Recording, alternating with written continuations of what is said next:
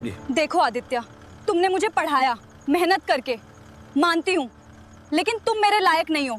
तुम एक गंवार अनपढ़ आदमी हो, जिसकी वजह से मुझे बड़े लोगों के सामने अपमानित होना पड़ता है, तुम्हारी वजह से।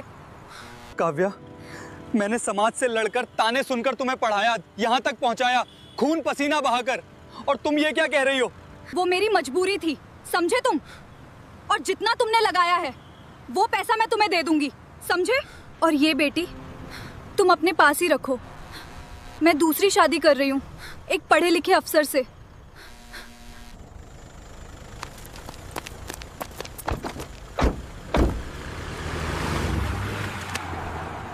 यह कहानी उस वक्त की है जब काव्या के हाथों में मेहंदी रची ही थी, लेकिन उन हाथों की लकीरों में सिर्फ गरीबी का काला साया था। काव्या अपने गांव की सबसे होशियार लड़की थी। स्कूल की किताबों के पन्ने पलटते हुए वह अक्सर आसमान में उड़ते हवाई जहाज को देखकर कहती, एक दिन मैं भी इतनी ही ऊंची उड़ूंगी। लेकिन किस्मत का लिखा कुछ और ही था। काव्या के पिता एक बूढ़े किसान थे, जिनका खेत साहूकार के कर्ज में डूब चुका था। घर में 2 वक्त की रोटी के लाले थे। एक दोपहर जब काव्या कॉलेज का फॉर्म भरने की जिद कर रही थी, उसके पिता ने रोते हुए उसके पैर पकड़ ली। तो हम सब भूखे मर जाएंगे बेटी। मुझे माफ कर दे, मेरे पास तुझे खिलाने के पैसे नहीं हैं। पढ़ाई कहाँ से कराऊंगा? अगर तू इस घर से विदा नहीं हुई तो हम सब भूखे मर जाएंगे। मैंने आदित्य को देखा है, लड़का अनपढ़ है, मजदूरी करता है, पर उसका दिल सोने का है। वो तुझे सुखी रखेगा। काव्या का सपना उस दिन टूटकर बिखर गया। उसने अपनी किताबें एक पुराने झोले में बंद की और भारी मन से एक मजदूर की पत्नी बनकर उस तंग बस्ती में आ गई जहां आदित्य रहता था। शादी के शुरुआती दिन गरीबी और तंगहाली में बीत रहे थे। आदित्य सुबह से रात तक लोहे की चिलचिलाती भट्टी के सामने खड़ा रहता था। एक रात आदित्य ने देखा कि काव्या खिड़की के पास बैठी चांद को देख रही थी और उसकी आंखों से आंसू टपक रहे थे। पास ही उसकी पुरानी किताबें बिखरी पड़ी थीं। काव्या, तुम रो क्यों रही हो? मुझसे कोई गलती हो गई क्या? खाना ठीक नहीं लगाया या ये घर पसंद नहीं आया? क्या हुआ? नहीं आदित्य, आप बहुत अच्छे हैं, पर जब भी इन किताबों को देखती हूँ तो कलेजा मुंह को आने लगता है। गरीबी के कारण मेरी कलम छीन ली तब तो। बस यही चूल्हा चौखट मेरी जिंदगी है। नहीं काव्या, तुम्हारी कलम नहीं छीनी जाएगी। अगर तुम्हारे पिता मजबूर थे तो मैं मजबूर नहीं हूं। तुम कल से अपनी पढ़ाई फिर से शुरू करोगी। मैं अनपढ़ हूं तो क्या हुआ, मेरी बीवी साहिब बनेगी। क्या कह रहे हो आप? घर का किराया, राशन और अब मेरी फीस, आप अकेले ये सब कैसे करेंगे? ये हाथ देख रही हो, ये पत्थर तोड़ना जानते हैं तो अपनी पत्नी का भविष्य बनाना भी जानते हैं। तुम बस अपनी आंखों में अफसर बनने का ख्वाब सजाओ, उसे पूरा करने की जिम्मेदारी मेरी है। अगले 2 साल आदित्य के लिए किसी नरक से कम नहीं थे। उसने अपनी नींद बेच दी। ओ आदित्य, आज फिर खाना नहीं लाया या फिर से पैसे बचा रहा है? अरे भाई, ये सफर आसान नहीं था, लेकिन अब हर कदम उसे उसके सपने के करीब ले जा रहा था। आदित्य, ये क्या हाल बना रखा है? हाथ से खून निकल रहा है और आप मुस्कुरा रहे हैं। अरे कुछ नहीं है काव्या, आज फैक्ट्री में ओवरटाइम था तो कुछ लोहे के पाइप चुभ गए। पर खुशी की बात यह है कि आज तुम्हारी उस बड़ी कोचिंग की फीस का जुगाड़ हो गया है। ये लो पैसे, कल जाके जमा कर देना। कितने पैसे? ये तो आपकी 3 महीने की कमाई है। मेरी कमाई का मोल तब होगा काव्या, जब तुम उस बड़ी कुर्सी पे बैठोगी। बस तुम मेहनत करो। अरे देखो तो, साहब की बीवी जा रही है, घर में खाने को दाने नहीं और मैडम को अफसर बनना है। अरे देखो तो, साहब की बीवी जा रही है, घर में खाने को दाने नहीं और मैडम को अफसर बनना है। अरे छोड़ो, बेचारा आदित्य दिन रात मजदूर। अरे आदित्य बेचारा दिन रात कोल्हू के बैल की तरह पिस रहा है और ये मेम साहब शहर की हवा खा रही हैं। अरे छोड़ो चाची, ये तो आदित्य ही पागल है। अरे लुगाई को उतना ही पढ़ाओ, कल को ये बड़ी अफसर बन गई ना तो सबसे पहले इसी आदित्य को लात मारेगी। क्यों बे आदित्य, सुना है तेरी बीवी कलेक्टर बनने वाली है? फिर तो तू अपनी ये फटी बनियान उतार के सूट बूट पहनेगा या फिर वो तुझे अपना अर्दली बना के रखेगी? भाई, मेरी बीवी पढ़ लिख जाएगी तो मेरे पूरे परिवार का नाम होगा। तुम लोग अपनी फिक्र करो, मेरी फिक्र छोड़ दो। आदित्य, तू पागल है क्या? आज फिर तूने दोपहर का खाना नहीं खाया, बस चाय पी के रह गया। क्यों अपनी जान सुखा रहा है? ओ आदित्य, आज फिर खाली पानी से काम चला रहा है क्या? यार कुछ तो खा लिया कर। अरे छोड़, ये अपने लिए नहीं बचा रहा, मैडम की किताबों के लिए जमा कर रहा है। अरे मदन भाई, भूख नहीं थी आज, बस पेट भरा भरा सा लग रहा है। झूठ बोलता है ये मदन, ये पैसे नहीं बचा रहा अपने लिए, ये पैसे बचा रहा है अपनी बीवी की किताबों के लिए, ताकि इसकी बीवी वो विलायती किताबें खरीद सके। मैंने बड़े बड़े किस्से सुने हैं, ऊंचाइयों पर पहुंचते ही लोगों की गर्दन अकड़ जाती है। करीम भाई, मेरी काव्या ऐसी नहीं है। उसने मेरे संघर्ष को करीब से देखा है। जब मैं रात को घर आता हूँ और वो मेरे थके हुए मेरे हाथ दबाती है ना, तो मेरी सारी थकान उतर जाती है। वो जानती है कि उसकी एक एक किताब की कीमत मेरे शरीर का पसीना है। इन्हीं 2 सालों के बीच उनके घर में एक नन्ही बेटी ने जन्म लिया, नव्या। अब संघर्ष दोगुना हो गया था। एक तरफ नन्ही बच्ची की देखभाल, उसकी दवाइयां, और दूसरी तरफ काव्या की कोचिंग की महंगी किताबें। एक दोपहर जब काव्या पढ़ाई कर रही थी और नव्या रो रही थी, काव्या ने झुंझलाकर किताब पटक दी। मुझसे नहीं होता ये सब। एक तरफ ये बच्ची रोती रहती है, दूसरी तरफ घर की ये दरिद्रता। शांत हो जाओ काव्या, तुम पढ़ाई करो। मैं नव्या को बाहर ले जाता हूँ, जब तक तुम अपना चैप्टर पूरा कर लो।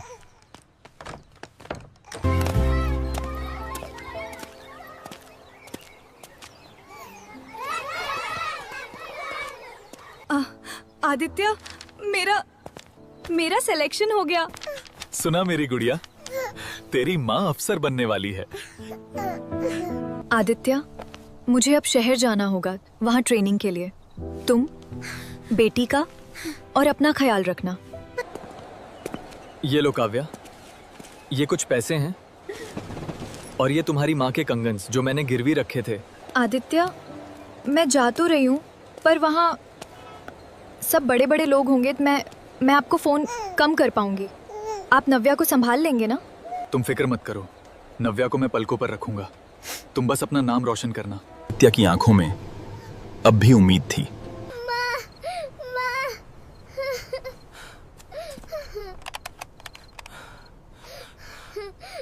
काव्या, हेलो। नव्या को बहुत तेज बुखार है, वो तुम्हें याद कर रही है। एक बार उससे बात कर लो, शायद तुम्हारी आवाज सुनकर चुप हो जाए। आदित्य, मैंने कितनी बार कहा है कि मुझे इस समय फोन मत किया करो। मैं अपनी बैचमेट्स के साथ एक बहुत जरूरी डिनर पे हूँ। बुखार है तो डॉक्टर को दिखाओ ना, मुझे फोन करने से क्या होगा? मैं कोई डॉक्टर नहीं बन रही, अफसर बन रही हूँ। और माँ,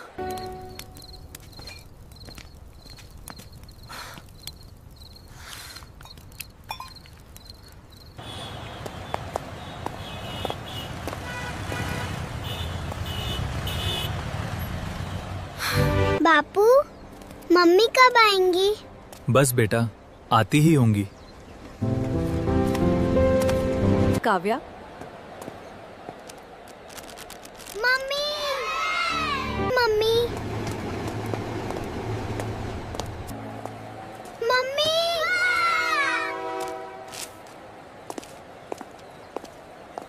काव्या, कौन है ये आदमी जो तुम्हें इतनी जोर से पुकार रहा है? काव्या, तुम्हारा कोई दूर का रिश्तेदार? नहीं, वो बस मेरे गांव का एक आदमी है। शायद मेरा सामान उठाने आया होगा।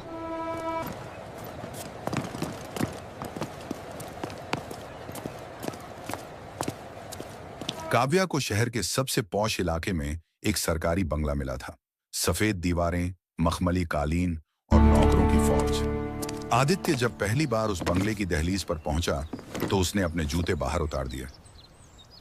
आदित्य, ये क्या तमाशा है? जूते अंदर पहन कर आओ। अब तुम किसी झोपड़ी में नहीं रह रहे हो। और सुनो, कल से तुम इस हुलिये में मेरे घर के सामने नहीं दिखोगे। काव्या, ये तुम क्या कह रही हो? ये घर तुम्हारा है तो मेरा भी तो हुआ ना। और मेरा हुलिया, मैं तो मजदूरी करके ही आया था सीधा। वही तो समस्या है, मजदूरी। अब मैं इस जिले की बड़ी अफसर हूँ। बड़े बड़े नेता और अधिकारी यहाँ आएंगे। अगर वो तुम्हें इस हालत में देखेंगे तो मेरी क्या इज्जत रह जाएगी? लोग कहेंगे कि मैडम का पति एक गंदा मजदूर है। काव्या, इन्हीं गंदे हाथों ने तुम्हारी महंगी कोचिंग की फीस भरी थी। तब तुम्हें इन हाथों की गंध बुरी नहीं लगी थी? वक्त बदल गया है आदित्य। तब मेरी मजबूरी थी, आज मेरा रुतबा है। अगर तुम्हें यहाँ रहना है तो तुम्हें एक अदृश्य इंसान बनकर रहना होगा। आज रात घर में पार्टी है, बड़े बड़े लोग आएंगे, तुम इस कमरे से बाहर नहीं निकलोगे, समझे? तुम अनपढ़ हो आदित्य, तुम्हें नहीं पता कैसे लोगों के बीच कि रहना होता है। प्रमोशन की खुशी में एक शानदार डिनर पार्टी रखी गई। शहर के तमाम वीआईपी वहां मौजूद थे। काव्या ने आदित्य को सख्त हिदायत दी थी कि वह अपने कमरे से बाहर न निकले, लेकिन नव्या ने जिद की कि वह अपनी मां के साथ खाना खाएगी। आदित्य उसे लेकर जैसे ही हॉल में पहुंचा, सन्नाटा छा गया। आदित्य ने एक साधारण सा कुर्ता पहना था। काव्या एक रईस बिजनेसमैन और मंत्री के साथ हंस हंस कर बात कर रही थी। मैडम, आपके बारे में बहुत सुना है, पर आपके परिवार से नहीं मिले। आपके पतिदेव क्या करते हैं? सर, मेरे पति, वो एक्चुअली विदेश में रहते हैं, अपना बड़ा बिजनेस संभालते हैं। ये हाँ का, ये तो बस घर की देखरेख करने वाले नौकर रखे लिए हैं। काव्या, झूठ की बुनियाद पर खड़ी इमारत बहुत जल्दी गिर जाती है। कह दो इन साहब से कि तुम्हारा पति विदेश में नहीं, इसी शहर की लोहे की फैक्ट्री में खून जलाता है। चुप रहो तुम। तुम्हारी हिम्मत कैसे हुई मेरी बात काटने की? तुम्हारी औकात क्या है? एक अनपढ़ गवार मजदूर। तुमने मुझे पढ़ाया तो क्या एहसान किया? पैसे दिए थे ना, ले लो अपने पैसे और दफा हो जाओ यहां से। मेरी बराबरी करने का सपना भी मत देखना।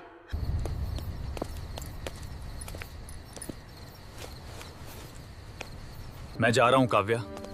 तुमने आज सिर्फ मुझे थप्पड़ नहीं मारा, बल्कि उस भरोसे का कत्ल किया है जिसके दम पर मैं 18-18 घंटे काम करता था।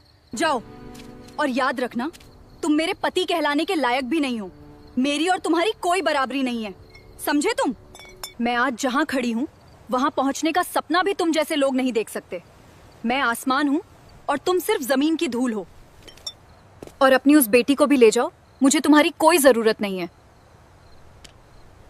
आज तुम बहुत ऊंची खड़ी हो काव्या, लेकिन याद रखना, ऊंचाई जितनी ज्यादा होती है, गिरने पर चोट भी उतनी ही गहरी लगती है। तुमने मुझे अनपढ़ कहा, गवार कहा, और आज उसी घर से निकाल दिया जिसे बसाने के लिए मैंने अपनी पूरी जिंदगी झोंक दी थी। पर समय का पहिया घूमेगा काव्या, जरूर घूमेगा।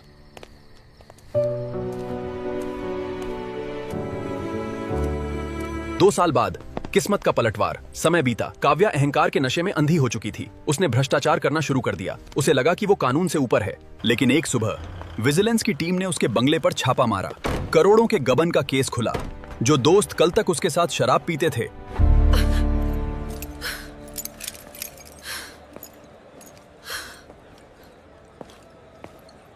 और उसे 3 साल की जेल हुई।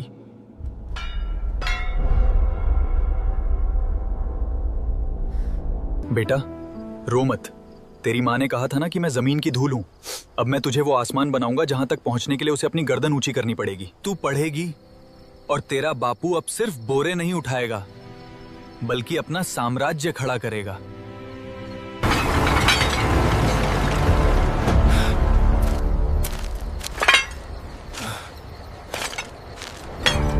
आदित्य, तू पागल हो गया है? रात भर सोता नहीं है, ये लोहे के टुकड़े और पुरानी मशीनें लेकर क्या करेगा? सांवला भाई, लोहा जब तपता है तभी हथियार बनता है। मुझे बस एक मौका चाहिए।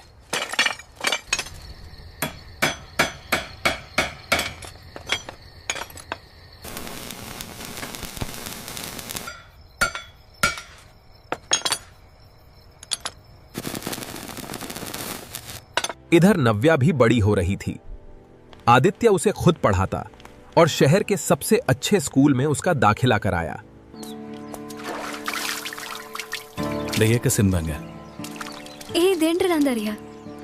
रात भर जली वो भट्टी, पसीने में थी रट्टी रट्टी, हथौड़ा चला किस्मत बदली, मिट्टी से उठी हस्ती। तूने कहा था धूल हूँ मैं, देख आज आसमान हूँ। तेरी नफरत की आग में टपकर बना मैं चट्टान हूँ। लोहा पिघला सोना बनना मेहनत का ये रंग है। दुनिया देखे खड़ी होकर आदित्य का ये ढंग है। अब ना कोई बोझ है कंधे, ना कोई मजबूरी है। मेहनत से जो खड़ा किया वो मेरा ही पूरी है।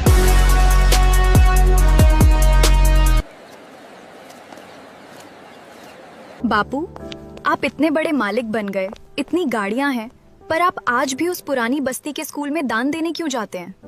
क्योंकि बेटा, मेरी जड़ें वही हैं। और याद रखना, जो अपनी जड़ों को भूल जाता है, उसे काव्या बनने में देर नहीं लगती।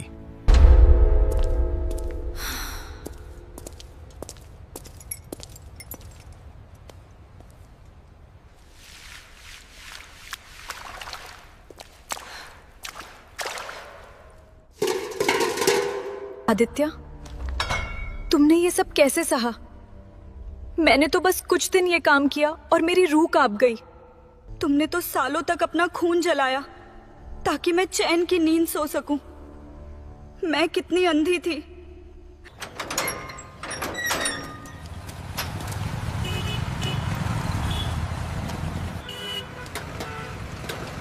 भैया, क्या मुझे कुछ काम मिल सकता है? मैं पढ़ी लिखी हूँ, हिसाब रख सकती हूँ। अरे ये तो वही भ्रष्ट अफसर है ना जिसकी फोटो अखबार में छपी थी। निकल यहाँ से।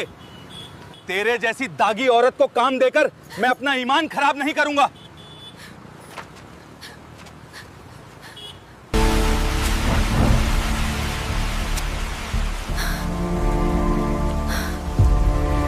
ए औरत, पीछे हट। यहाँ बड़े साहब की गाड़ी आने वाली है। चल भाग यहाँ से। भैया, बस थोड़ी देर खड़े रहने दो। बहुत भूख लगी है। अगर कोई काम हो तो बता दो, झाड़ू पोछा भी कर लूंगी।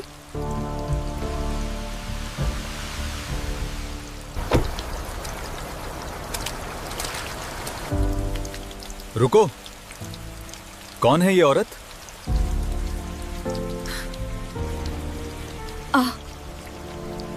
आदित्य, आदित्य, तुम?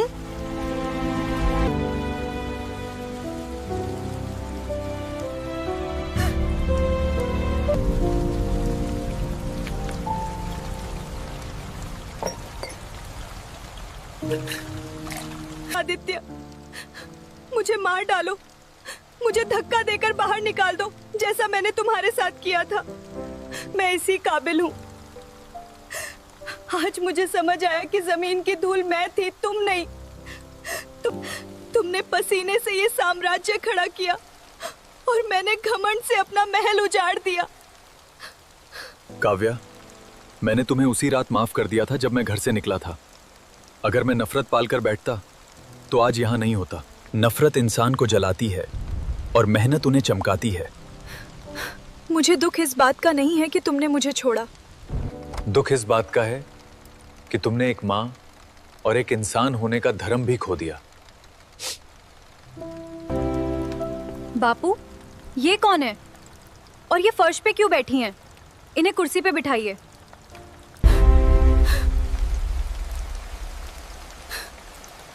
बेटी, मेरी बच्ची, मुझे देख। मैं। जी, आप कौन हैं? आप मुझे ऐसे क्यों देख रही हैं? नव्या, ये हमारे यहाँ सफाई के काम के लिए आई हैं। इनका कोई नहीं है। बापू, इनकी हालत देखिए। इन्हें सफाई का काम मत दीजिए। ये बहुत थकी हुई लग रही हैं। हमारे पास जो एनजीओ का मैनेजर पद खाली है, इन्हें वहां रख लीजिए। एक औरत होकर मैं इनका दर्द समझ सकती हूँ।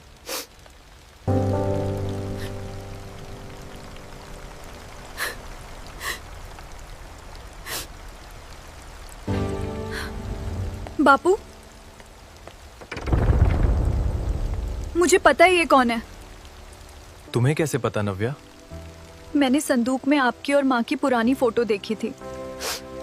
मुझे पता है कि इसी औरत ने आपको अनपढ़ कहकर घर से निकाला था। मुझे पता है कि इन्होंने मुझे बचपन में लावारिस छोड़ दिया था। आज मेरा मन था कि मैं आपसे वही सब कहूँ जो आपने मेरे बापू से कहा था। मेरा मन था कि मैं आपको बताऊं कि एक मजदूर का खून क्या कर सकता है, लेकिन मेरे बापू ने मुझे अफसर बनना नहीं, इंसान बनना सिखाया है।